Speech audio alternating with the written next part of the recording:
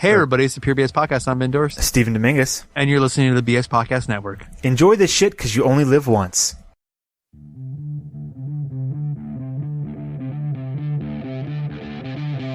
are you? I'm Batman. Who are you? My name is Bond. Bond. I'm Batman. Name's Bond. James Bond. I'm Batman. Bond. James Bond. I'm Batman. Bond. I'm Batman. Bond. This is the Batman vs. James Bond show. The show covering everything related to Batman and James Bond movies. And now, here's your host, Brian Thomas. Hello, everyone, and welcome back to an all-new episode of the Batman vs. James Bond show. The name's Thomas, Brian Thomas, and I am your host. And this is a show where we discuss everything related to Batman and James Bond movies. It is great to be back. Oh, yeah. I hope all of you have had a fantastic week. Mine was excellent, and not just because a certain movie was released. Lots of big things happening, so let me just get this out of the way right now.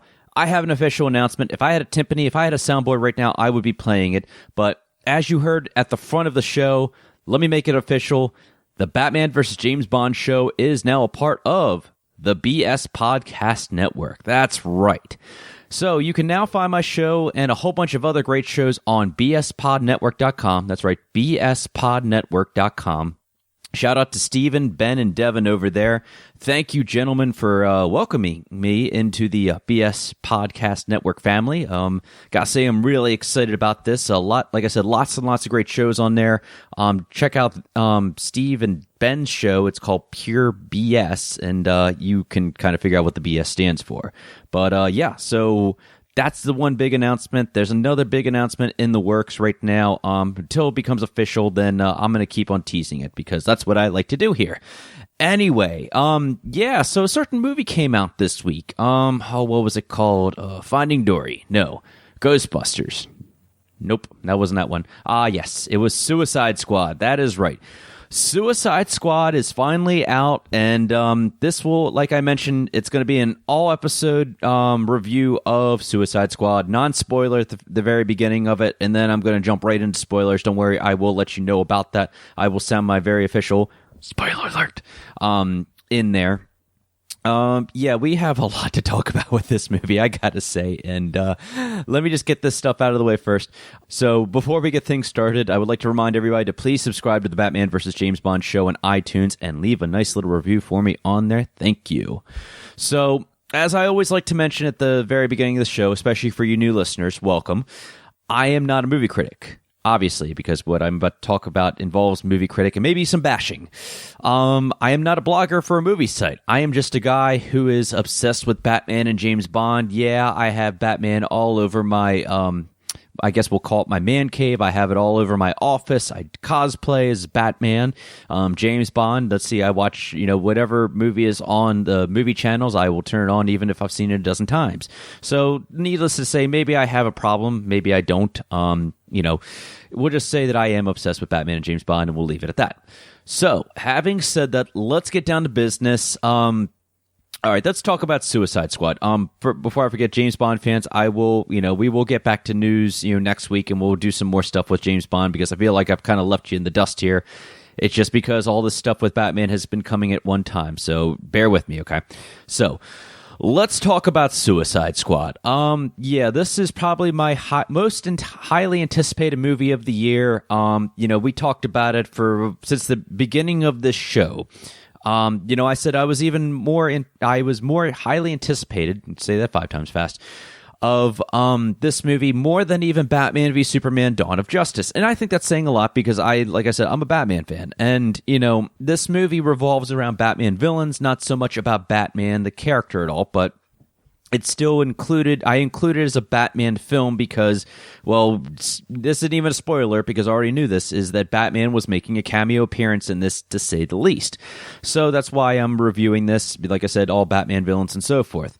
Now, having said that, I will say that, before we get into the review, that, anticipation was so high for this movie that, after everything that happened with Batman v Superman, and I say everything that happened, everybody can take this any way you want, but it wasn't the huge success that the Warner Brothers studio and, even critics, had hoped it would be. Yeah, there's a lot of critics bashing out there. We're going to talk about that tonight. Maybe, it might not even make it to the very end of the show, but, let's just go with this, that the movie was, everybody was so eager to see this movie.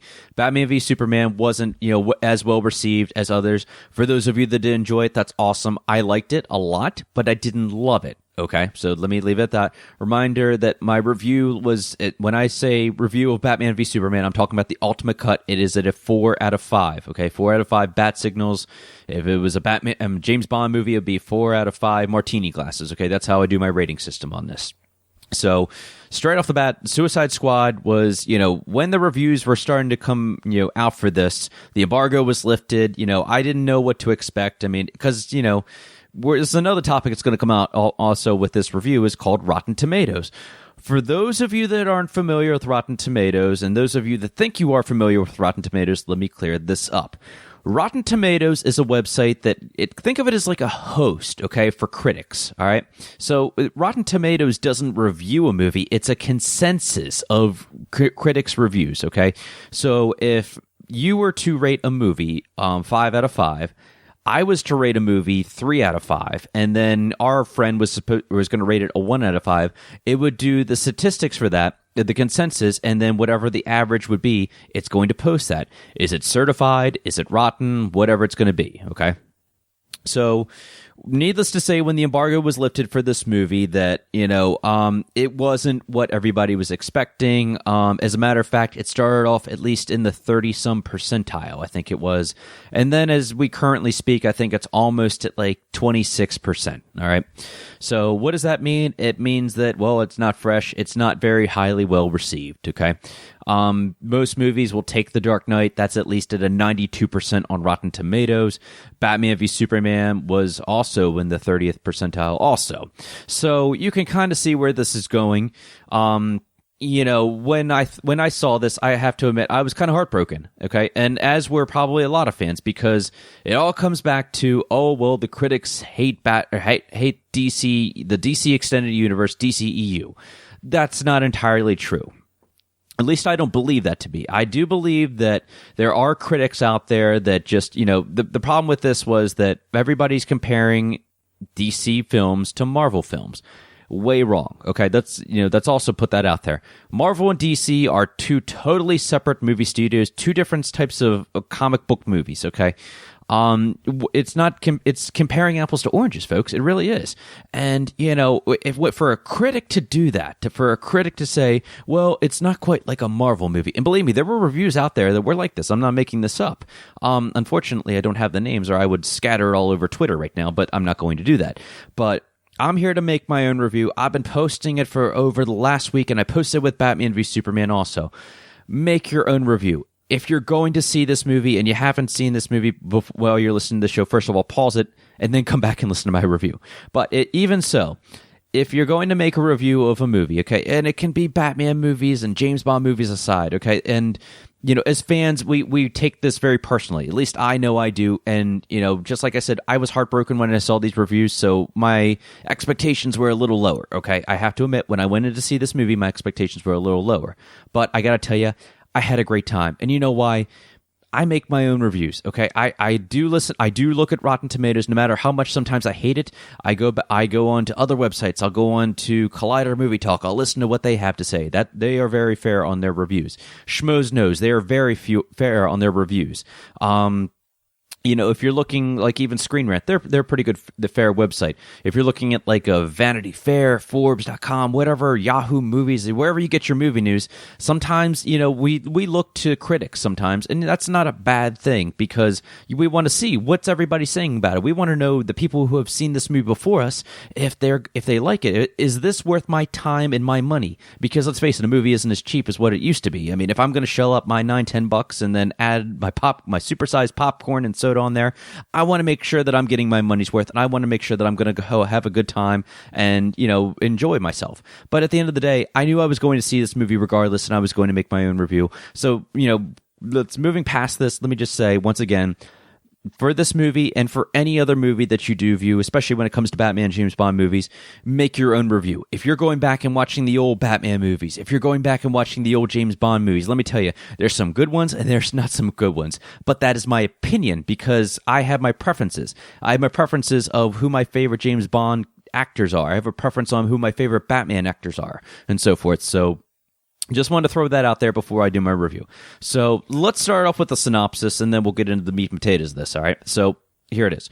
Following the dawn of justice and the death of Superman, top-secret government agency Argus, led by Amanda Waller, played by Viola Davis, pressures officials to form a team of merciless killers to carry out unsanctioned operations that are too dangerous as well as too sensitive for the U.S. military. In order to persuade this suicide squad to follow her orders, Waller tempts incarcerated supercriminals with shortened prison sentences and, to be sure no one steps out of line, ejects each of them with remote explosive devices.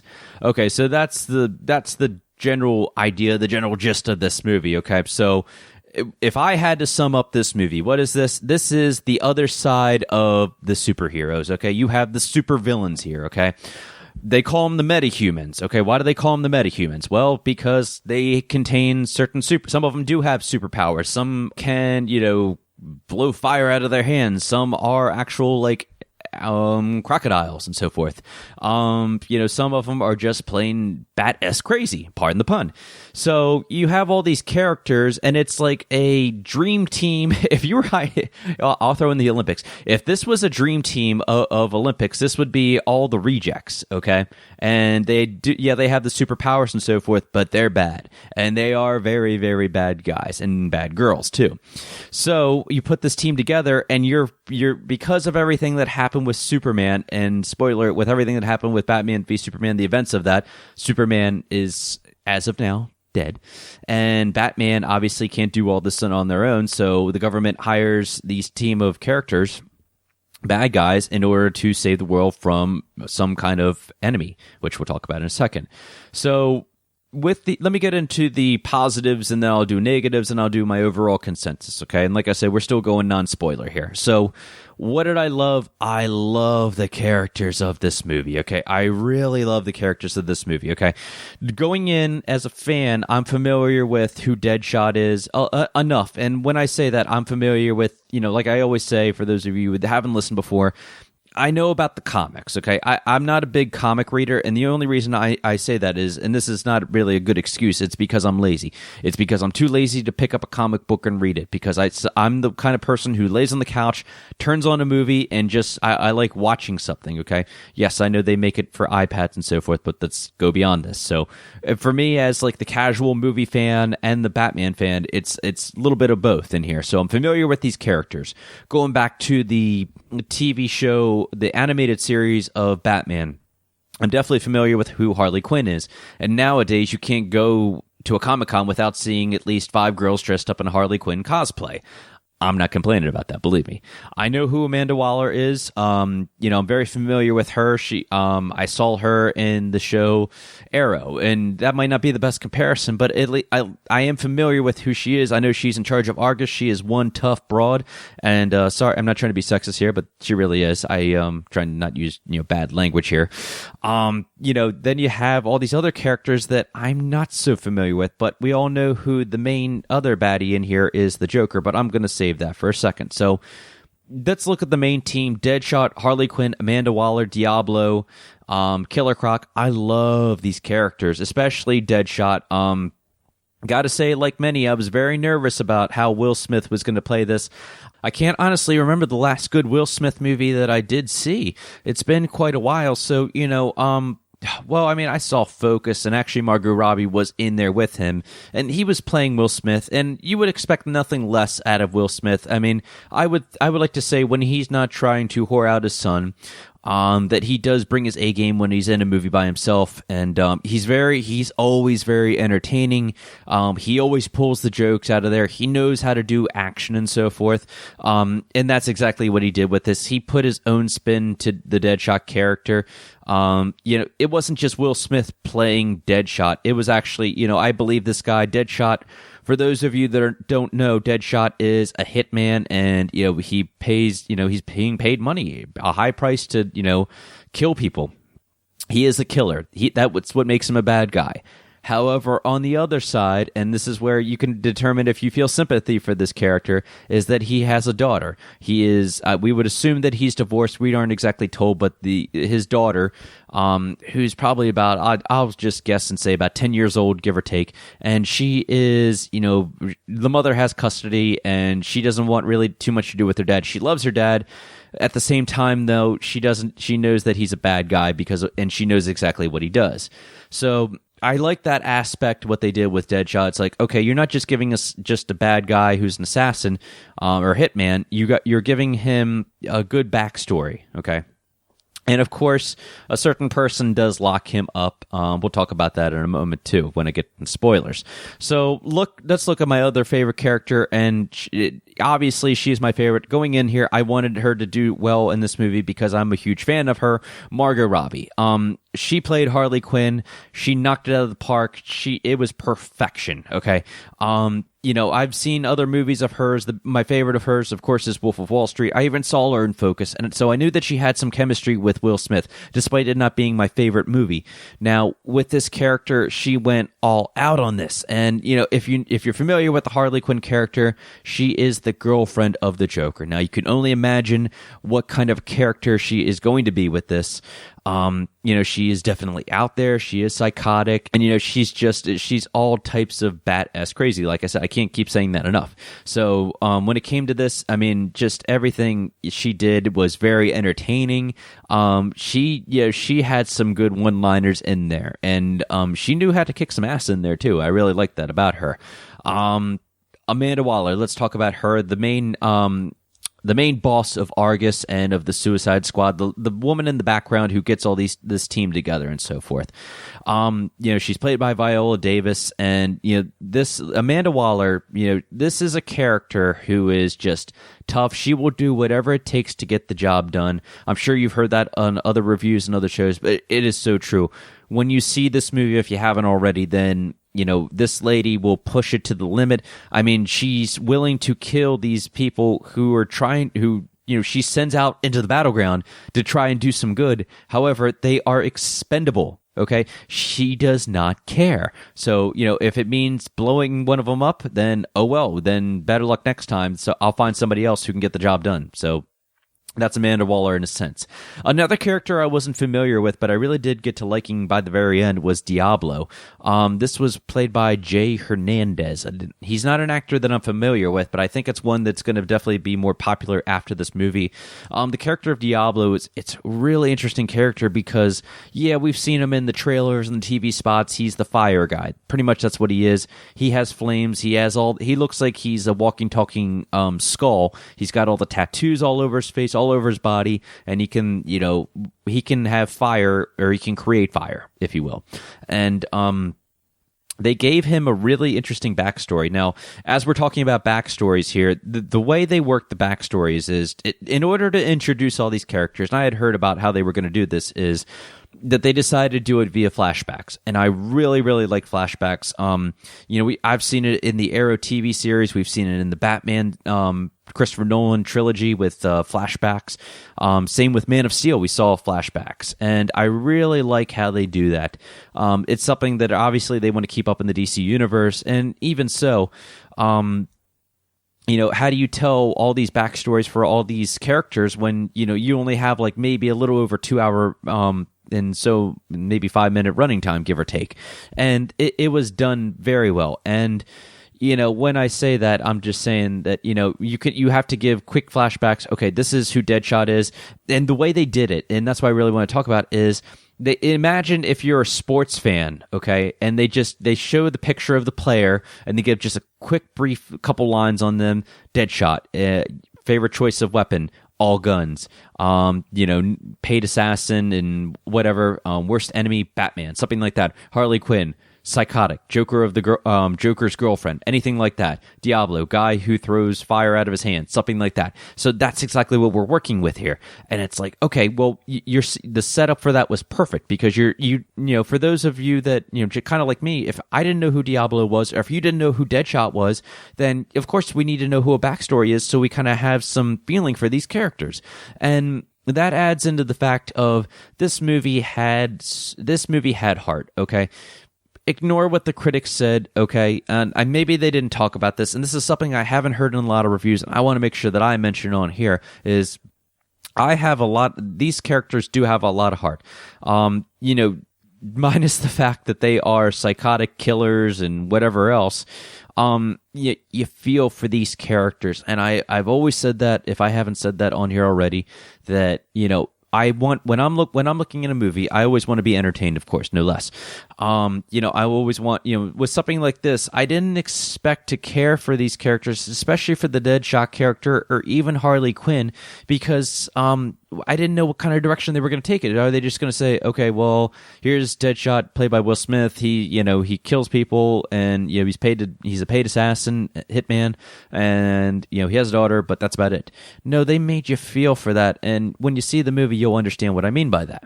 So something else I wanted to touch on with this is that, yeah, it had heart, but let me tell you, it had a lot of humor in this. And, with David Ayer, I knew what to expect with that because I've seen movies that he's written and a few that he's even directed to. And, with this humor, this is something about this movie that some people are going to get the joke, or some people are not going to. This is one where you might not get the joke. And I have a feeling if you're listening to the show, then you do get it. Then you'll understand the type of humor. But this is a darker movie, folks. This is about villains. This is about killers. This is about psychopaths. And if you don't kind of have that humor, okay, something where, as, say, a certain character just randomly killing or carrying a pink unicorn, kissing it, and so forth, then you might not get that. However, I loved it. I loved every minute about it, and I'm talking about Captain Boomerang.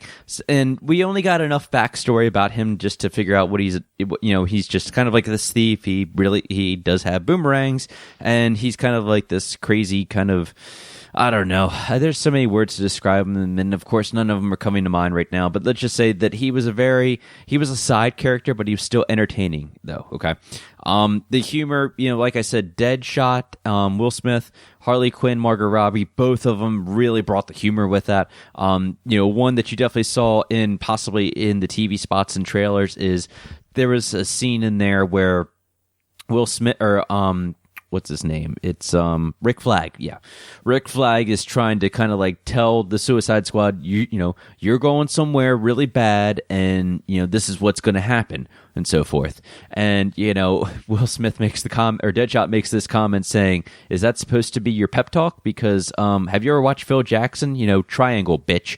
And it was like it's perfect. And is this cheerleading tryouts? All those kind of types of jokes in there, and they're all scattered around the movie. So that it was once again refreshing, because coming from a movie that's a little darker, like Batman v Superman: Dawn of Justice, and believe me, I understand because it had to be that kind of movie, but because I was kind of hoping more for more of kind of a more laughs in this kind of a DC universe, it brought everything that I wanted it to, so that I was really happy about. One thing that it definitely did that it hasn't, like I said, it hasn't done in a long time when it comes to DC movies, and I'm talking about the new DC universe, is music. There were lots and lots of songs on this. I bought the soundtrack, and I've been listening to it over and over again. And let me just say that there are a lot of good music, or a lot of good songs with this. New songs that were created just for the movie. Heathens. There's one called Purple Lamborghini. There's I forget some of the names of it.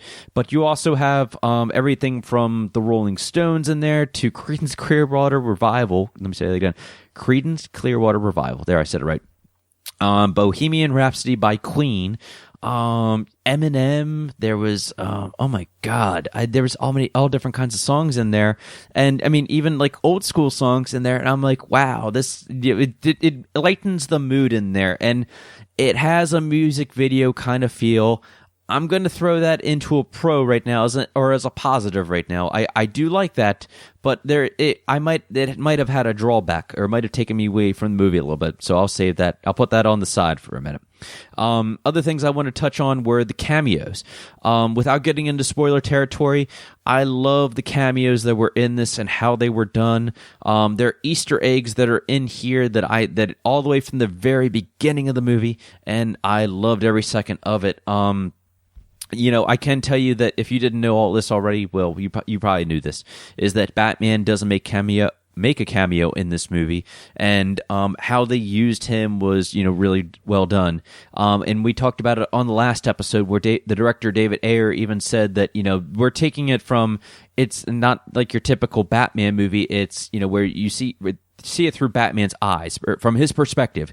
You're seeing it from the criminal's perspective of how they see Batman. And yeah, he is really freaking scary, and he did make good on that. So those were definitely the good things. Going back to the characters on here, Rick Flag, like I said, he's played by Joel Kinnaman, who played RoboCop.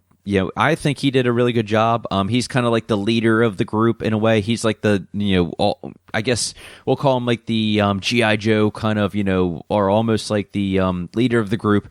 And, he's got that military, nerd kind of cutout and so forth. And, he's trying to lead these bad guys. And I still love this quote, and this was in the trailer. It's like, seriously, what the hell is wrong with you people? We're bad guys. It's what we do. And once again, there's that humor. There's those jokes in there and stuff like that. Enchantress, she was okay. I'll leave that on the side for right now. Captain Boomerang, talked about him. Killer Croc, I really did like Killer Croc. I like the idea that they didn't go with the special effects with that. For the most part, from what I can tell, it looks like it was all makeup in there.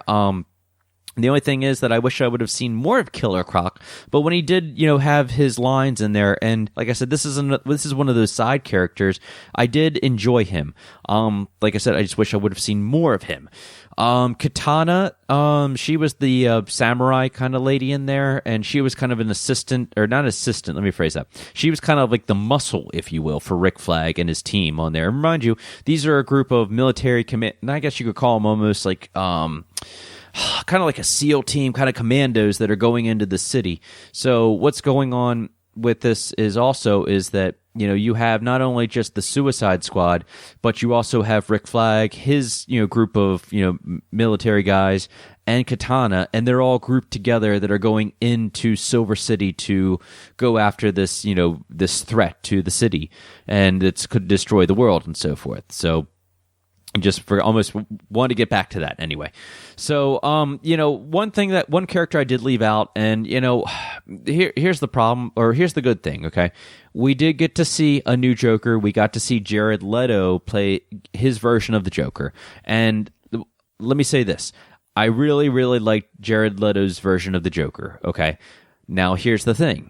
I didn't get to see enough of Jared Leto's Joker to make an opinion, and that's why I kind of saved it to the end. I can say that every scene that he was in, I thoroughly enjoyed, and he brought it, okay? He really brought it, all right? It's too soon right now to make a comparison to Jack Nicholson's Joker and Heath Ledger's Joker. So for anybody who is doing that right now, based on less than maybe, he maybe had 15 minutes of screen time, and maybe 20 at the most, but he didn't have enough screen time for me to make a judgment on him. So I will just say that, I did enjoy him. I really liked it. I wanted more. Okay. So let me throw that in there with the cons. All right. So biggest con I can say, or the biggest negative of this movie is, for me, that there wasn't enough of Jared Leto's Joker, okay? And I think I don't know if that was done intentionally by David Ayer or if it was done with the studio. Now, here's another thing with the cut of this movie and the studio, all right? So I already knew that. I mean, unfortunately, this came out like days before, or the week the movie came out, which is right about, a couple days ago and so forth. But the problem is that, there's stories going all over, like whether it's, the Hollywood Reporter and so forth, saying that the studio pretty much interfered with this movie, okay? And it got to the point that, remind you that everything that was going on with this movie, the pre-production of this movie, was going on right before or right as Batman v Superman was just finishing up, okay, or as it came out. The studio, per the Hollywood Reporter, gave David Ayer 6 weeks to write this movie and put together. If you've seen the movie, then you can understand. And that's another big complaint of critics, and I can understand that, is the story and the plot of this movie, okay? It's a very kind of basic, thin plot, and, there's other complaints about that, but I won't get into that, but Yeah, that would be definitely a big thing. So, and even, everything that we saw with the trailers and the TV spots, you can tell that there were missing scenes from the Joker in there. Jared Leto has even gone on to say that there were missing scenes from the Joker in there. They probably could have even made a Joker movie out of this, but they didn't. So I'm definitely throwing that in there as a big negative. I knew this wasn't going to be a Joker movie, but I thought he was going to have more screen time in there. So for that, I have to throw that in there as a negative. And that's not against Jared Leto. It's just against, whether it was David Ayer or if it was the studio. From everything, it sounds like it was the studio. It's just how they decided to go with this. Maybe it was too dark. I have no idea. Going on back with the music. Okay, I said I enjoyed all the music that was in there. The problem I had with it, and some people might not like this either, is that there was a little bit too much music. It went from scene to scene with the new song, and like I said, I'm a lover of music. I love soundtracks and I love scores, but I almost wish that they would have had a little bit more score in there instead of it had a music video feel. Yeah, that's what it had. It's like watching a movie on MTV or by MTV Productions, and you have almost every scene with the song in there. Some might like that. Going back, I don't mind it because I like the majority of the songs in there to begin with. I do like that. But they could, if I were them, I would have cut at least a couple, maybe 5-10 songs out of there just to kind of give it some more flow and just more. It might take you away from the movie in a way. But it is entertaining just because it depends on the song that they were playing for the character. But they did fit the song with the character. So, that can be taken either or. I'm just throwing that as negative because some people might feel that way. All right. Another problem, and this is the second time in a row for the DC Universe, is that the editing, very choppy, very poorly done. It was supposed to be only one editor, and then it turns out that I heard that maybe up to 3 editors or more had their hands on this film. The production company that cut the trailers for the movie, Warner Brothers, allegedly ended up hiring them to kind of cut the movie for them because they had 2 different cuts. So they had a David Ayer cut that was shown for a screening at the very beginning, kind of like, they show it to a panel, they show it to the studio, they show it just to whoever the lucky souls are get to see this movie first, and the test audience. And they showed the Ayer version and they showed the studio version, and apparently the test audience liked the studio version better, I guess, or maybe it was because of what happened, the negative response, the backlash that happened with Batman v Superman. Maybe some people didn't like that, or maybe the studio was kind of getting worried about that. So they decided to go back, and we heard about reshoots. So, that's where you can see that, there's scenes that were missing, and just kind of like I don't want to say the flow of this, but just goes from one scene and then all of a sudden you're at this scene, and just the cutting and so forth. So I'm becoming a big stickler about editing, but like I said, maybe, just kind of like how the Ultimate Cut, you move a few scenes around, you add a few more scenes, and then it has a better flow. So, needless to say, it wouldn't surprise me if they have an ultimate cut for this movie. I'm hoping they do because of course, like I keep saying, I want to see more of the Joker scenes. I want to see more scenes out of this movie. I want to know what scenes, why were they cut? Was it too dark? And if it was too dark, well, let me be the judge of that because I want to see everything that has to do with this movie because I'm really excited about it. So yeah, once again, editing sucked, and that's kind of where it happened with the story. I don't know if there was supposed to be a different story, that was supposed to be happening where there was more, focus on the Joker as the main villain. In this case, the villain was Enchantress. Enchantress was played by Carla Delevingne. I believe that's how you say her name. Model/actress in there. Never seen any of her work before. And, when she's playing actually 2 characters in this, she's playing... I believe she's like a psychologist or a doctor of some sorts, and she gets lost in a cave, and then this witch touches something that turns her into a witch called Enchantress, and this witch has these crazy superpowers of like any witch would have, so I've heard. And she's the one that ends up being, taking over. She can't control her power, and her power overtakes her. And she's the reason that Silver City is under attack and turning everybody kind of into like these kind of like these zombies in a way without faces and so forth, and they're just, she can transform like the average day person into this and just starts, they kill people and just takes over the city, and there's no way. And she has some kind of super weapon that's supposed to destroy the world, something along those lines.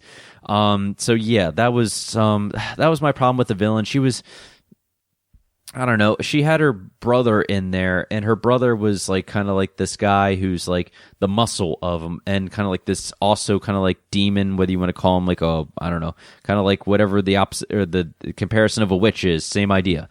So we'll get into that in a little bit with spoilers, so I don't want to go too much into that. Like I said, also, I wish we would have seen more of some of the side characters, but I can understand the reason for that, because, you have your A-listers, Will Smith and Harley Quinn, played by Margot Robbie, so you want to make sure that they get more than enough screen time. So, like I said, if I could have seen more of Killer Croc or a couple more lines out of him, I would have really loved that. Captain Boomerang, I wish I would have seen more from him, but any time that those two were on and they had some lines in there, I really enjoyed them. So I think I've covered possibly everything I can without giving away any spoilers, so I want to hop right into it. If you if you don't want me to give away anything, pause the show and then come back to it after you've seen the movie and so forth, but let's hop into spoilers. All right, so let's go right into it. I want to start with cameos with this. Like I said, I didn't mention this in the non-spoiler just because, we knew Batman was going to be in the movie. Duh. It's technically a Batman movie, but no matter how you look at it, it is Batman. Anything that has Batman, of course, we're going to be talking about, needless to say. So how did they work the Batman cameos? So when they were talking, going back to Deadshot and his backstory here, for those of you that, do know this, awesome. You could probably give me a better outline of how Batman was in the comics versus Deadshot. But for all intents and purposes, let's look at the movie. So with this movie, Deadshot, is with his daughter, and, they're walking in the alley and so forth. And, Deadshot is kind of like explaining, I want to have full custody of you. I want to be able to have custody of you. Something along those lines anyway. And then who pops up in the alley behind them? But Batman. And how they did that was so great. Kind of think of it like if you're kind of like Batman v Superman, when Batman breaks into LexCorp and he kind of just sneaks down the hallway and just pulls the guard right up. Very similar to that, but more in slow motion. Instead, Batman just drops down right behind. You see a close-up of Ben Affleck. It's not just like some stunt double. It actually is Ben Affleck, being as Batman in here. He's in his costume. I'm like a little kid. I'm so excited. And then you see him, kind of square off with Deadshot to a point where Deadshot's about to pull a gun on him, and then what happens? But his daughter's blocking him from killing Batman, and it's a very, when I say this movie has heart, that's what I'm talking about, because it's very touching, because how much Deadshot wants to kill Batman. That Deadshot doesn't want to go to jail, but at the same time, that love for his daughter, he's willing to just say, okay, well, I'm trying to better myself. I want to be good for my daughter. I'm going to give myself up, and that's exactly what happened, and that's how he ended up in prison. That's how he ended up in Arkham. So, that cameo with Batman was amazing. Another cameo that Batman made was with Harley Quinn and Joker. Needless to say, that was going to happen, okay? So, a scene that was kind of shown before the movie was released was Harley Quinn and the Joker. Joker's driving in his purple Lamborghini. Great song, by the way. Definitely listen to that. Anyway, they're driving, I guess it's through Gotham City, and then Batman is, chasing them all of a sudden, and Joker's like, we've got company. And, Harley Quinn, Batman puts the Batmobile into autopilot. He jumps on top of the roof of the purple Lamborghini that's being driven by the Joker, and then all of a sudden, what does Harley Quinn do? But she grabs a gun and says, "Stupid pets, you're ruining date night." And that's my worst Harley Quinn impression. I keep trying to work on it, but it ain't going to happen anyway, all right? So it was really, really funny, and then all of a sudden it leads to them crashing into the water. Joker gets away, and Harley Quinn is stuck in there, and Batman puts on like his mask, his like diving mask or whatever, which was really cool, by the way. And he dives into the water. He tries to break open the windshield to grab Harley Quinn. And all of a sudden you see Harley Quinn. And what does she do? She grabs a knife and she's trying to go at Batman. And then what does Batman do? Well, he decks her. Or at least from my knowledge, he did deck her. And then he, saves her. and he gets back on land. The Batmobile's there. He puts her on top of the Batmobile. He performed CPR, and what does she do? Well, she all of a sudden wakes up and starts making out with Batman. Lucky son of a bitch, because making out with not only Harley Quinn, but Margot Robbie. Lucky you, Ben Affleck, and lucky you, Batman. That was a great cameo, too. Batman really does get all the girls. We might say that about James Bond, but that might be something we'll have to look at there. I know I'm going off topic here. Anyway, back on topic. I want to say that, like I said, that's about the extent that we saw with Batman. There was a cameo at the very end with Bruce Wayne, also by Ben Affleck.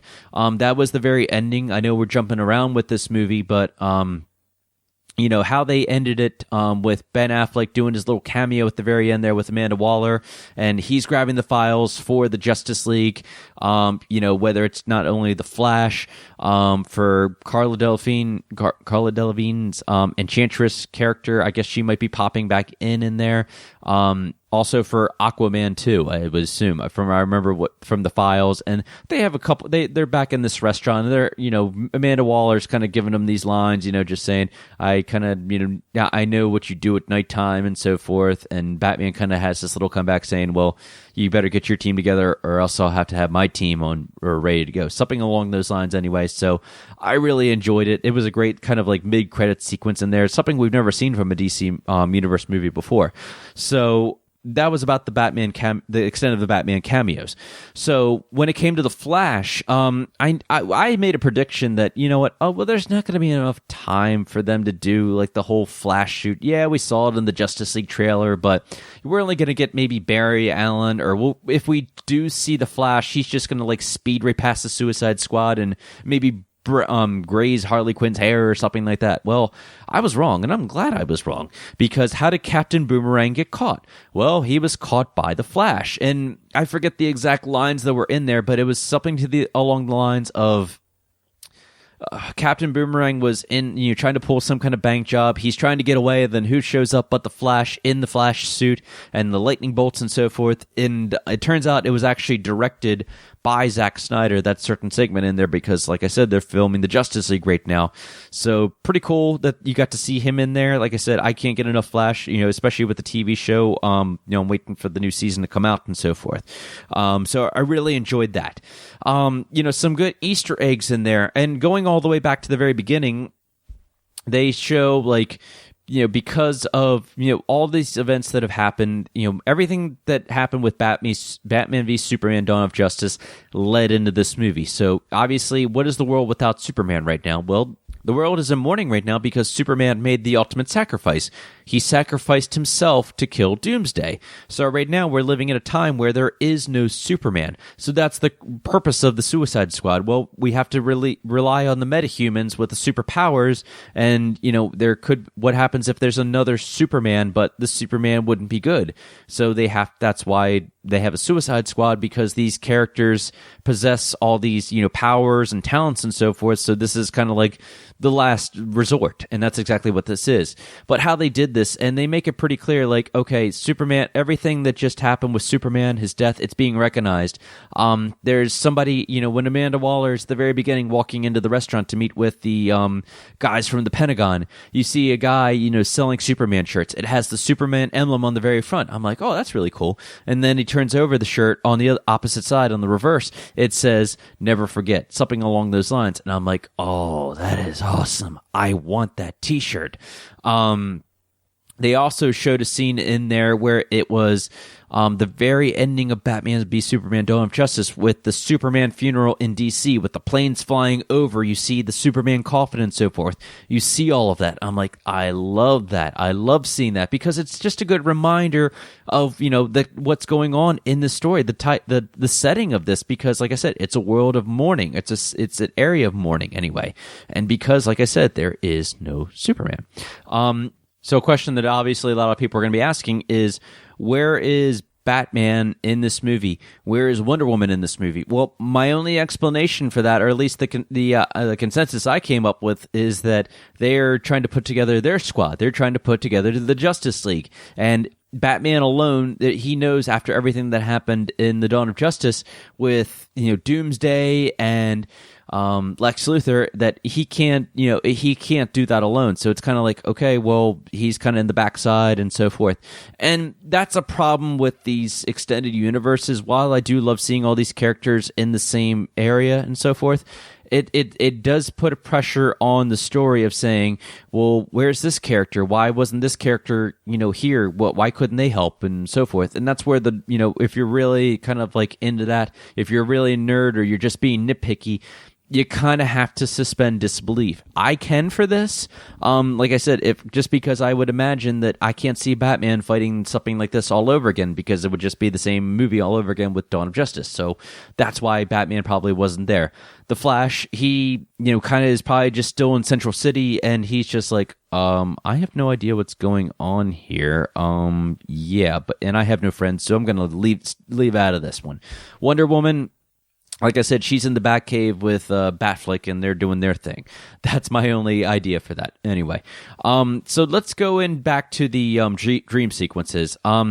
Really like these dream sequences because, one, there is a classic moment in there, and for any fan of the animated series, if you're even a fan of the comics in here, there's always been question about, like, where was Harley Quinn's classic, I guess you could say, kind of clown outfit? The suit that she wore in the animated series. And it was suggested by David Ayer that they did test out that theory, but they decided not to go with it. And rightfully so, it probably wouldn't have worked on screen.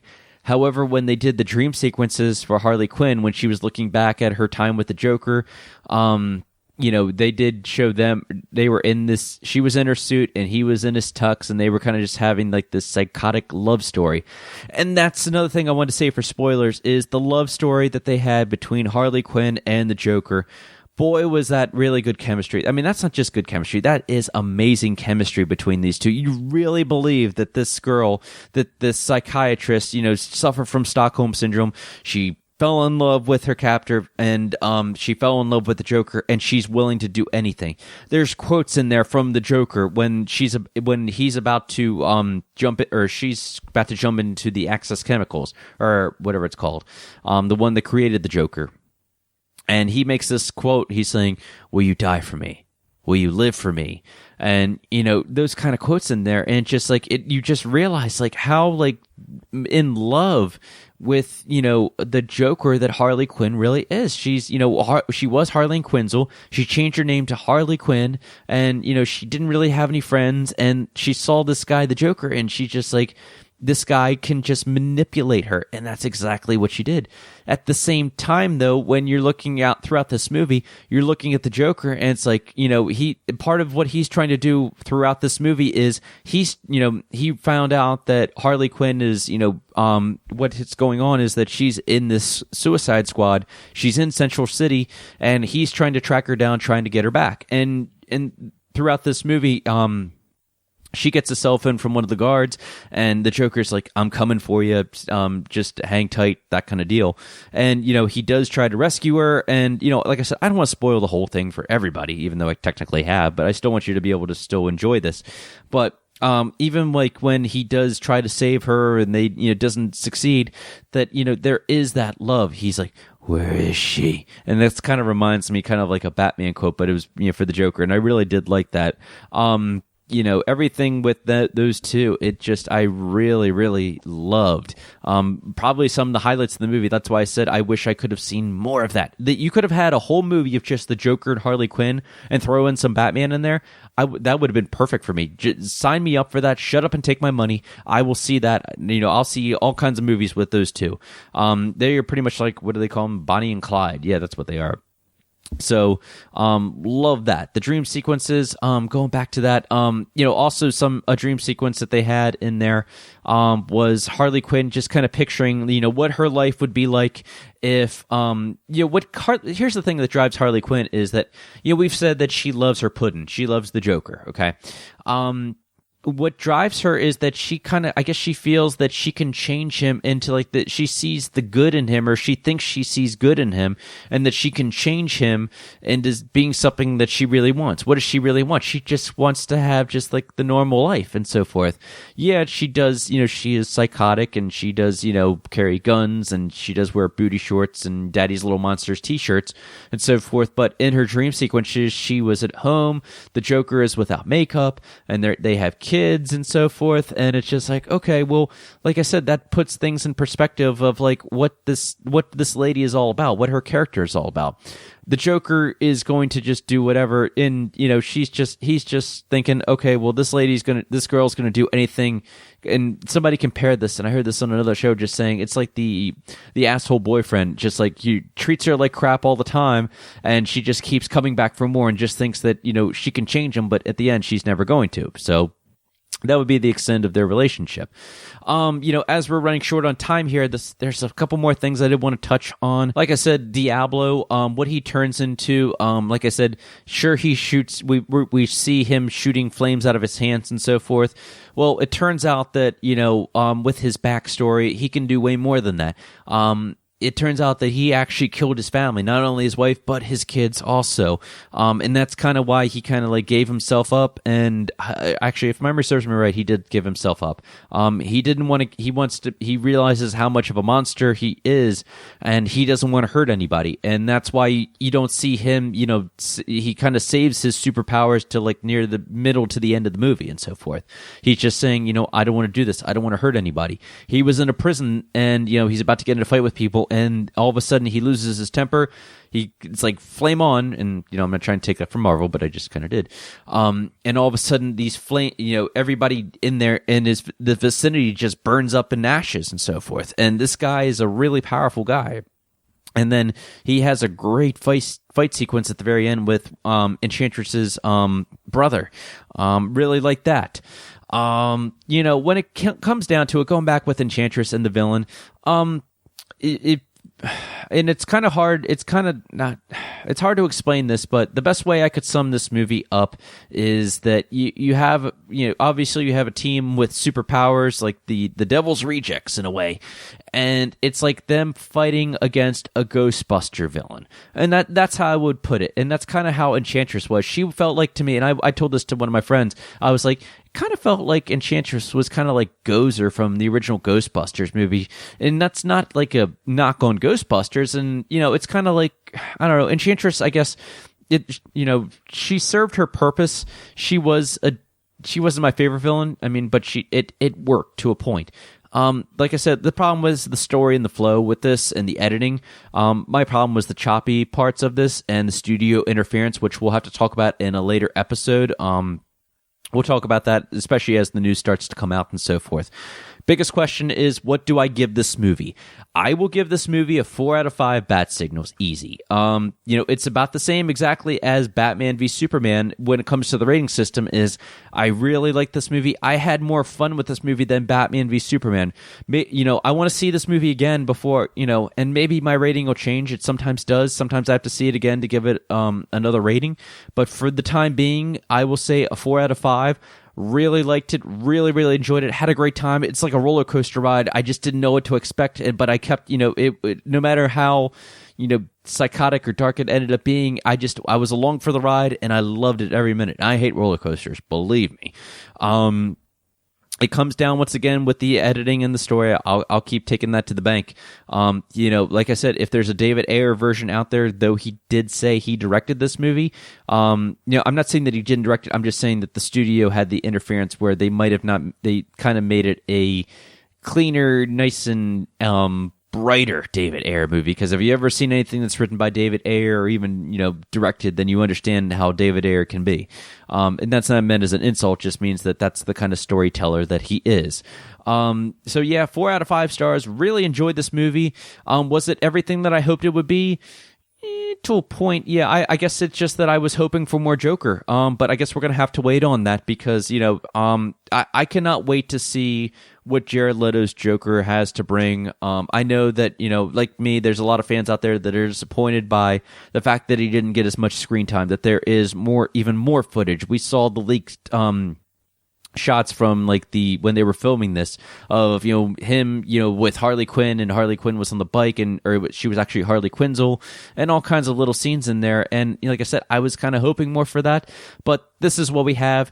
I liked what we were served. I just wanted more of it, so I think that's fair. I want to know how you like this movie. Please send me a message at Batman vs. Bond on Twitter. Let me know how you like this movie, Instagram, Facebook, however you want to hit me up, okay? So, that about wraps it up for this episode of the Batman vs. James Bond show. Please subscribe on iTunes and rate it 5 stars and leave a nice little review for me on there. Follow me on Twitter and Instagram at Batman vs. Bond, and like the Batman vs. James Bond Facebook page. As I mentioned at the top of the show, you can now find the show on the BS Podcast Network. Also, be sure to check out all the other great programming on there. Like James Bond, I will return. Until next time, I'm Brian Thomas. Thanks for listening and have a great week, everyone. Peace out.